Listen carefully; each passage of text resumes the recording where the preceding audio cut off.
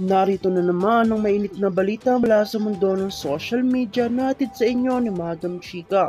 Isang nakakagulat na balita ang kumakalat ngayon tungkol kay Romualdez, isang prominenteng tao sa larangan ng politika na ngayon nakaharap sa isang matinding pagsubok.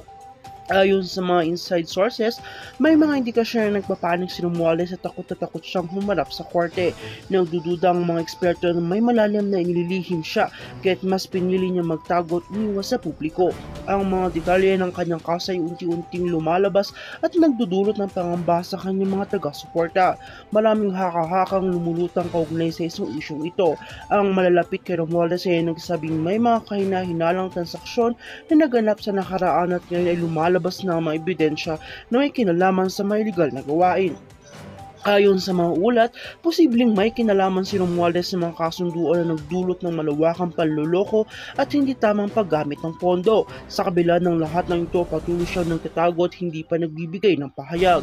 Ayon naman sa mga legal na expert, ang takot na pinapakita ni Romualdez ay maaaring magpahiwatig ng isang malaking krimen na magtatagal ng itinatagong impormasyong inaasahan na magkakaroon ng isang matinding paglilitis sa korte at mas posibleng magbukas ito ng maraming detalye tungkol sa mga maling gawain sa likod ng mga nakaraang taon ng kanyang panunungkulan. Sa kabila ng mga akusasyon, may mga nagsasabi pa rin na hindi dapat husgahan agad si Romualdez at marapat lamang na makinig mula sa lahat ng mga panig.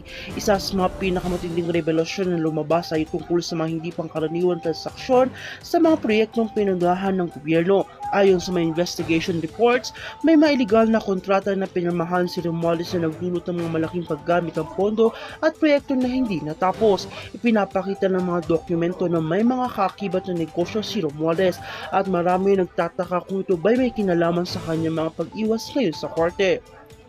Samantalang patuloy ang mga spekulasyon, may mga nagsasabing ang mga revelasyon na ito ay bahagi lamang ng isang malawakang paninira laban kay Romualdez.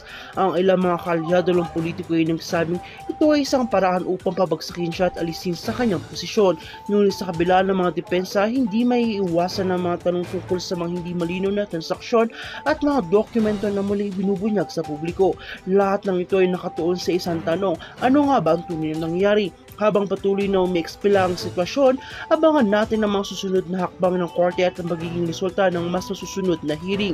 Isang malaking tanong pa rin ang nananatili. May mga lihim nga bang tinatago si Romualdez? Ano ang magiging epekto nito sa kanyang political career at sa buong bansa? Isa lamang tiyak na patuloy ang mga mata ng publiko sa mga susunod na kaganapan. At kung ikaw ay bago pa lamang sa akin channel, ay huwag nang kalimutan na mag-like, share, and subscribe para updated ka sa mga panibagong balita.